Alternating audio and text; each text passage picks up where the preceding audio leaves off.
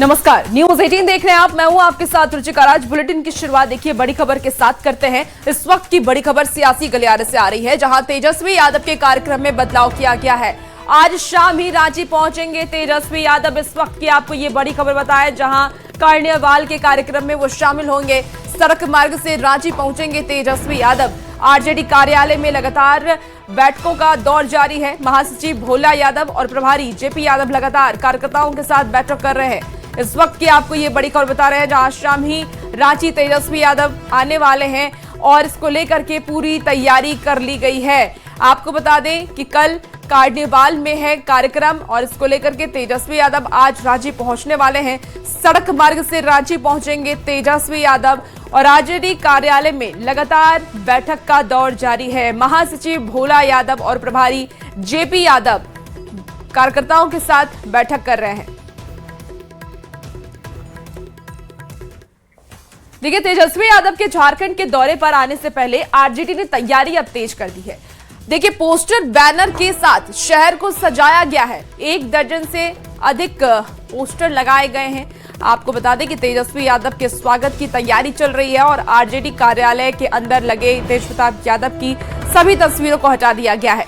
पूरे आरजेडी कार्यालय को तेजस्वी यादव के पोस्टर और लालू प्रसाद यादव के पोस्टर के साथ सजा दिया गया। ये तस्वीरें आपको दिखा रहे हैं, जहां तेजस्वी यादव रांची पहुंचने वाले हैं और उनके रांची पहुंचने से पहले तैयारियां तेज कर दी गई है।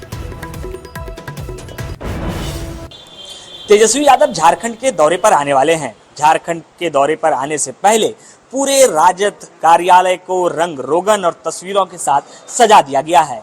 कार्यकारी अध्यक्ष बनने के बाद पहली बार तेजस्वी यादव झारखंड के दौरे पर हैं, तो उनके अभिनंदन और स्वागत की तैयारी चल रही है। लेकिन इस दौरान राजद के कार्यालय में एक तस्वीर थोड़ी अलग सी नजर आई। जो अब तक राजद के कार्यालय में तेज प्रताप यादव की तस्वीरें हुआ करती थी, अब उसे यहाँ से हटा दिया गया। हालांकि तैयारी कार्निवाल में सभा है, सभी जिला से सभी जिला अध्यक्ष, नगर अध्यक्ष सब पूरी तैयारी से झंडा बैनर के साथ आ रहे हैं। तेजस्वी जी जब राष्ट्रीय कार्य अध्यक्ष जब बने हैं तो पहली बार आ रहे हैं, इसलिए उनका मान सम्मान, उसका स्वागत जो आज शाम में पहुंच जाएंगे। हाँ जी, आज शाम में पहुंच जाएंगे। वो 6:40 फ्लाइट है पटना से, वो यहाँ 7:15 बजे आ जाएंगे। हाँ, पूरा नया हो गया, पूरा सज धज गया। सारा जितना कटआउट था फट चिट गया था, इसलिए हम सब लोग हटा दिए। पूरा भव्य से तैयारी है। हमारा अभिनंदन समारोह है। जो तेजस्वी यादव पहली बार कार्यकारी अध्यक्ष बने हैं और उसके बाद पहली बार झारखंड आ रहे हैं।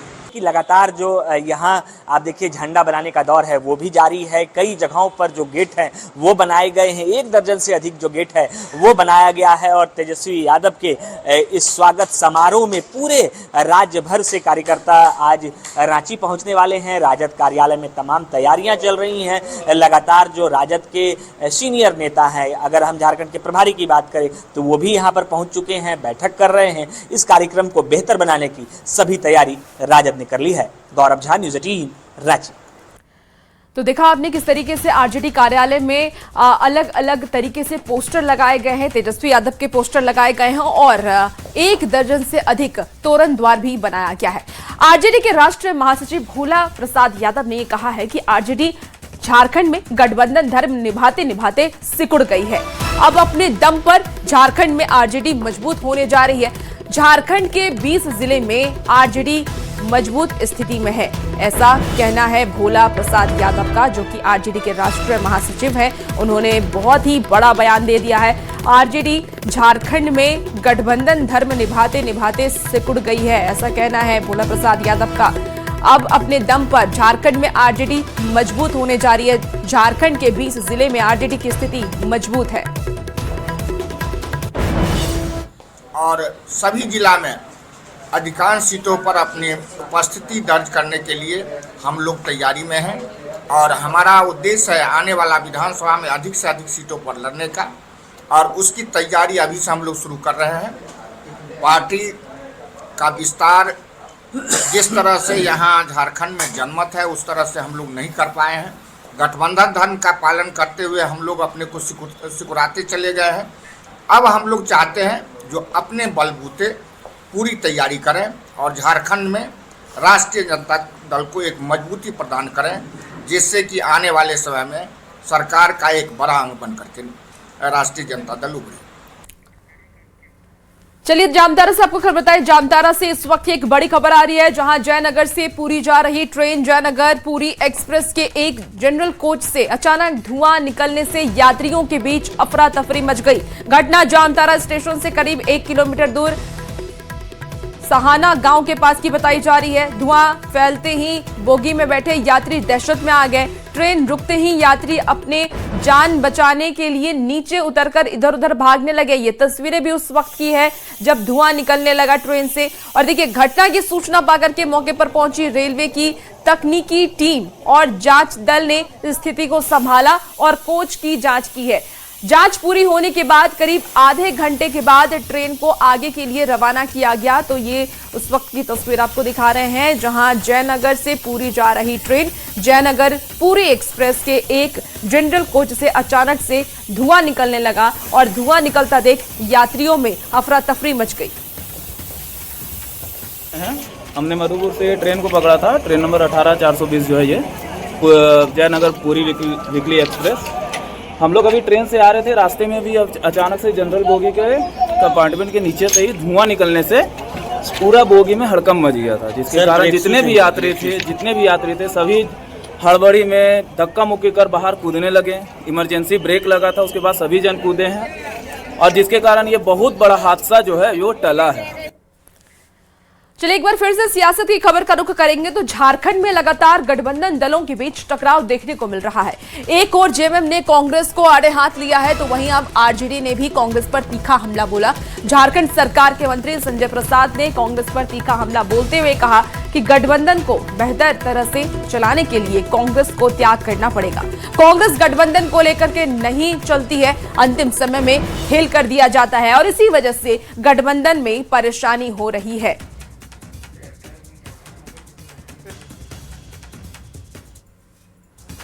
जेएमएम को जिस तरह से बिहार में, ठीक है जो भी कारण हो, हम कारण में नहीं जाना चाहते हैं, अगर जेएमएम को 2-4 सीट भी मिल जाता तो जेएमएम एक तरह से आपका मजबूत पार्टनर तो रहता ना। तो कहीं ना कहीं दिक्कत तो हुई है, ये हम लोगों ने भी एहसास करते हैं दबे जुबान में, इसके कहीं कोई बात नहीं है। लेकिन जो सिस्टम, जो बातें आया है और जिस तरह से कांग्रेस ने लास्ट आवर में जाके इस तरह से गेम करता है तो वहाँ छोटे दल को तो आहत पहुँचता है। तो कहीं ना कहीं जब आहत पहुंचेगा तो भाई वो भी तो अपने पार्टी को मजबूत करने के लिए सोचेगा। तो इन दिनों झारखंड में देखिए सियासी बयानबाजी तेज है। अब ऐसे में संजय यादव के बयान पर कांग्रेस ने भी पलटवार किया है। कांग्रेस ने यह कहा कि मंत्री जी आज बिहार की बात कर रहे हैं, बिहार में आरजेडी बड़े दल से थी, आखिर आरजेडी ने जेएमएम को सीट क्यों नहीं दिया? मंत्री जी ने तो अपने बेटे को फ्रेंडली फाइट में चुनाव लड़ा दिया। अगर इन्हें इतना डर था तो वो खुद भी अपने बेटे की जगह पर जेएमएम को सीट दे देते। कांग्रेस ने हमेशा से गठबंधन के लिए त्याग किया है। मुक्ति मोर्चा आसाम में लड़ रही है चुनाव, वो अपने संगठन का विस्तार कर रही है। हर राजनीतिक दल का यह अपना तकाजा होता है, लेकिन अब बेचैन हो गई है राष्ट्रीय जनता दल। भाई बिहार में आप बड़े भाई की भूमिका में थे, तो आपने बिहार में क्यों नहीं झारखंड मुक्ति मोर्चा को सीट दिया? आप माननीय मंत्री जी अपने पुत्र को फ्रेंडली फाइट करवा दिया और जिसका यह परिणाम हुआ कि आपके पुत्र भी हारा और गठबंधन भी हारी। अब देखिए, जेएमएम ने मंत्री संजय यादव के बयान पर यह कहा है कि जेएमएम का विस्तार उनके नेता और कार्यकर्ता करने में सक्षम है और वो किसी पर निर्भर नहीं है। मुख्यमंत्री ने गठबंधन धर्म का पालन करते हुए एक विधायक जीतने वाले आरजेडी नेता को भी सरकार में जगह दी थी, लेकिन जब गठबंधन धर्म का पालन करने की बारी आती है तो बिहार और असम में क्या हुआ ये झारखंड की जनता ने देखा है। माननीय मुख्यमंत्री हेमंत सोरेन जी ने गठबंधन धर्म का पालन किया और एक विधायक जीतने वाली राष्ट्रीय जनता दल को भी मंत्रिमंडल में जगह दिया था। उसी गठबंधन धर्म के तहत कांग्रेस को लोकसभा में बड़ा भाई का भूमिका निभाने का उन्होंने स्थान दिया। लेकिन जब गठबंधन धर्म का पालन करने की बारी आती है तो हमारे सहयोगी दल ने बिहार में क्या किया और असम में क्या किया, उसको झारखंड की जनता ने देखा है। तो झारखंड मुक्ति मोर्चा अपने विस्तार के लिए किसी पर निर्भर नहीं है और माननीय मुख्यमंत्री हेमंत सोरेन जी के नेतृत्व में जहां भी जिस राज्य की जनता हमारा प्रतिनिधित्व खोजेगी, माननीय मुख्यमंत्री जी को बुलाएगी, वहां झारखंड मुक्ति मोर्चा जाएगा, चुनाव लड़ेगा, प्रतिनिधित्व देगा। और उसी के तहत हम असम में चुनाव लड़ रहे हैं और असम का चुनाव का परिणाम बता देगा कि हमारी अहमियत क्या है और हमारी जरूरत कितनी। देखिए, मंत्री संजय यादव के बयान पर बीजेपी ने भी अब चुटकी ली है। बीजेपी ने मामले पर चुटकी लेते हुए कहा है कि जेएमएम ने यह कहा था कि बिहार चुनाव के बाद झारखंड से आरजेडी कोटे के मंत्री को बाहर किया जाएगा, लेकिन आज तक इसकी कोई भी समीक्षा नहीं हुई है। और अब जब असम में चुनाव है तो यही सभी दल आपस में लड़ रहे हैं। चुनाव के बाद में झारखंड मुक्ति मोर्चा की तरफ से बयान आया था कि हम चुनाव के बाद में गठबंधन की समीक्षा करेंगे और राजद कोटे के एक मंत्री को बाहर करेंगे, लेकिन बिहार चुनाव को महीनों बीत गए, आज तक कोई भी ऐसी समीक्षा जो है नहीं हुई। कुल मिलाकर के राजद, कांग्रेस और झारखंड मुक्ति मोर्चा ये सब लोग चोर चोर मौसेरे भाई हैं। जब भी चुनाव आता है एक दूसरे के ऊपर बयानबाजी करते हैं, एक दूसरे के ऊपर में कई आरोप लगाते हैं, लेकिन जैसे ही चुनाव खत्म होता है ये आपस में मिलजुल करके झारखंड को लूटना चालू कर देते हैं। अब देखिए, सरयू राय के राज्य में बिना बीजेपी कांग्रेस की सरकार बनने वाले बयान पर कांग्रेस ने प्रतिक्रिया दी है। कांग्रेस ने यह कहा कि जिनके नेता ने बिहार में डरकर सत्ता बीजेपी को सौंप दी, किसके साथ सरकार बनेगी ये झारखंड की जनता ने तय किया है। अब सिर्फ सुर्खियों में बने रहने के लिए बयानबाजी ये लोग कर रहे हैं। नेता खुद डरकर पलायन कर गए और उनके विधायक झारखंड में सरकार बनाए जाने की गणित बता रहे हैं। और क्या कुछ कहना है, चलिए आपको सुनाते हैं।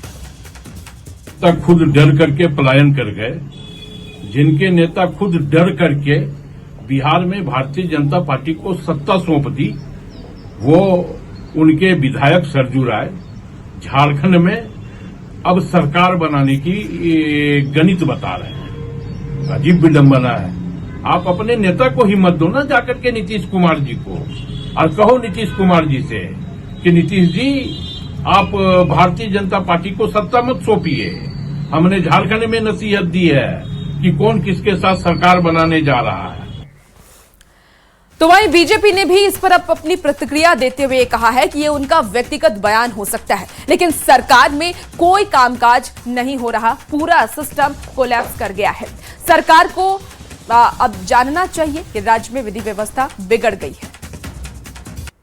बहुत वरिष्ठ नेता है, बहुत लंबे समय से नेतृत्व देते हैं प्रदेश में, तो उनके बयान पर कोई टिप्पणी करना हमारे राजनीतिक संस्कार के खिलाफ है। भारतीय जनता पार्टी का स्पष्ट मानना है कि पूरी भ्रष्ट और इस पूरे निकम्मे गठबंधन को खाड़ फेंकने तक हमारा आंदोलन चलता रहेगा। सिर्फ एक हिस्सा हट जाएगा तो उससे ये बीमारी ठीक नहीं होगी।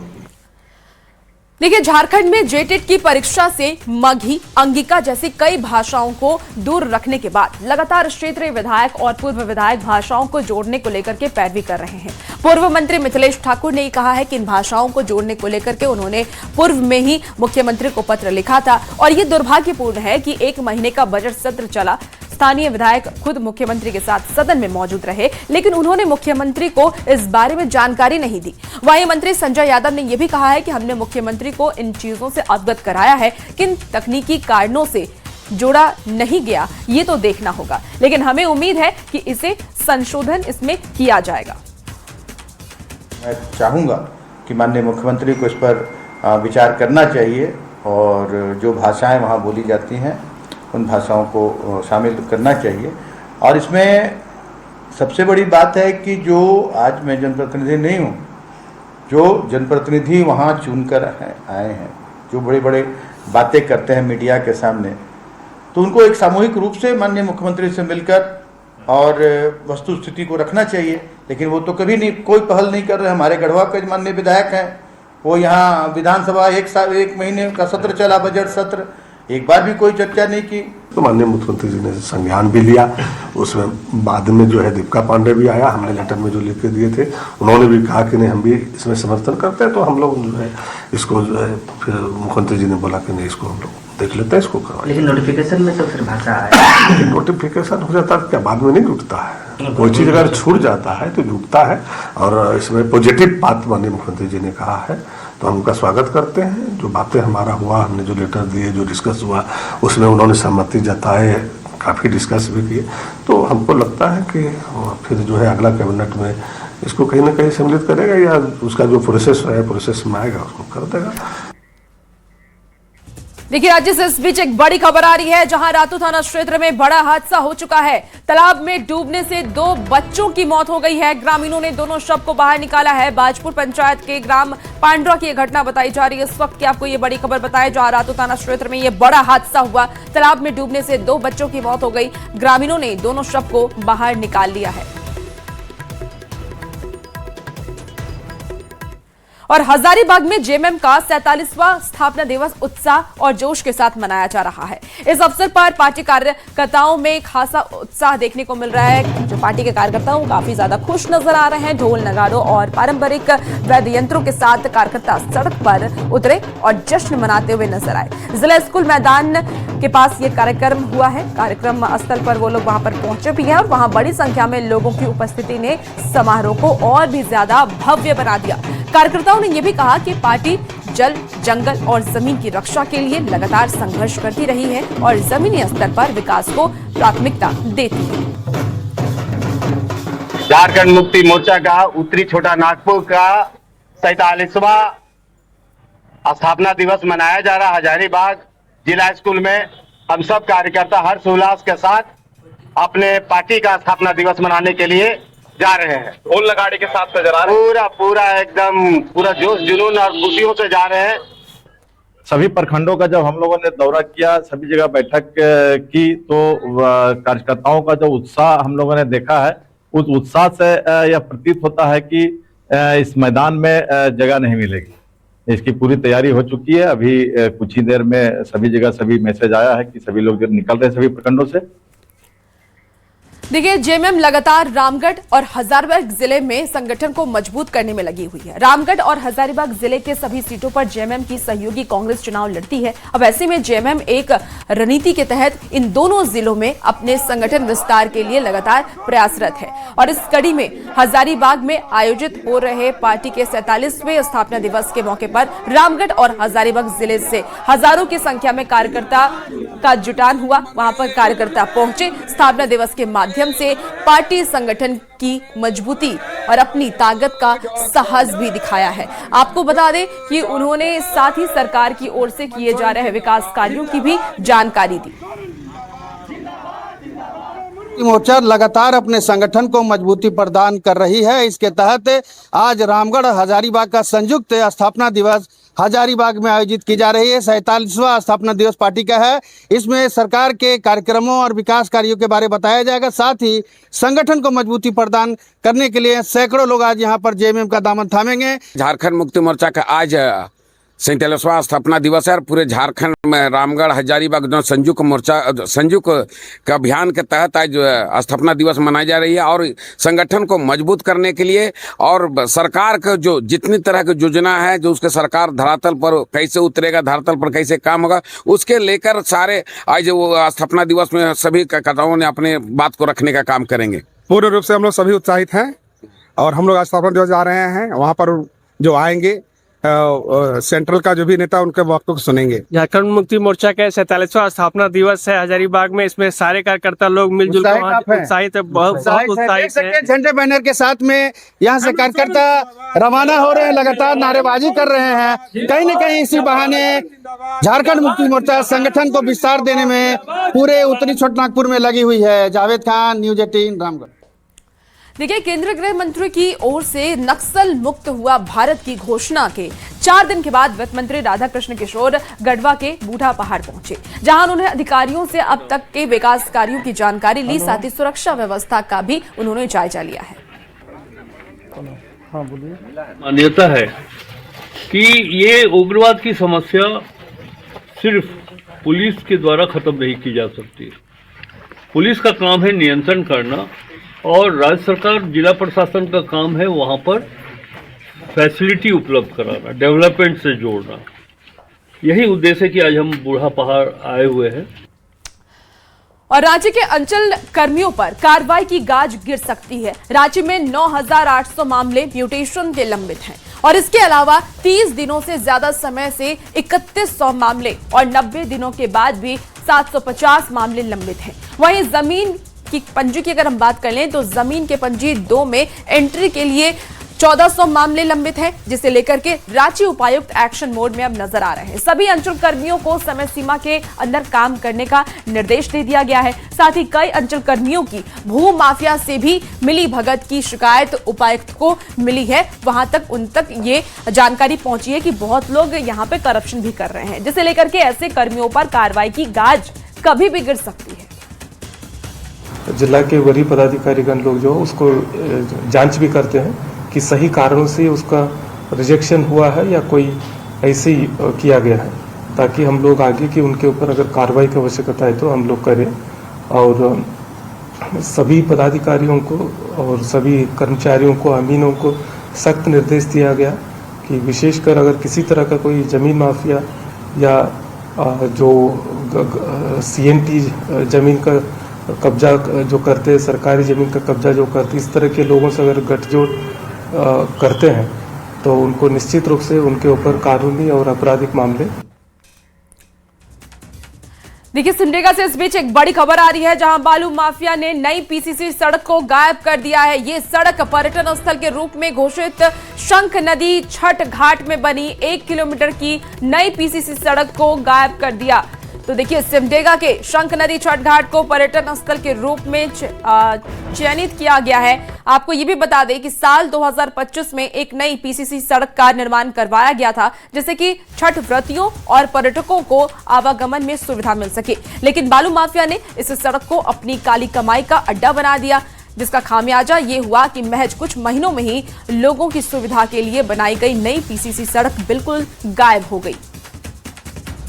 पिछले 4-5 महीना पहले लगभग 1 किलोमीटर PCC का पथ का निर्माण हुआ और उस पथ का निर्माण होने के बाद पता चला कि नहीं, ये पर्यटक स्थल घोषित कर दिया गया है। यहाँ पर से किसी प्रकार का खनन नहीं हो सकता है, ना बालू का उठाव हो सकता है। उसके बावजूद भी बालू माफियाओं ने इस कदर वहां से बालू का खनन किया कि आज जाके देखिए, लगता है कि PCC जो 1 किलोमीटर बना तो वो लगता है गायब हो गया है। और उस पथ पर 1 फीट, 1.25 फीट, आधा फीट पूरा बालू का उसमें जमा हो गया है। लोगों का आवागमन इससे नहीं हो पा रहा है, लोगों को बड़ी दिक्कत का सामना करना पड़ रहा है। खनन विभाग से लगातार, अंचल से खनन विभाग से लगातार छापामारी की जा रही है। इसमें पुलिस का भी सहयोग मिल रहा है।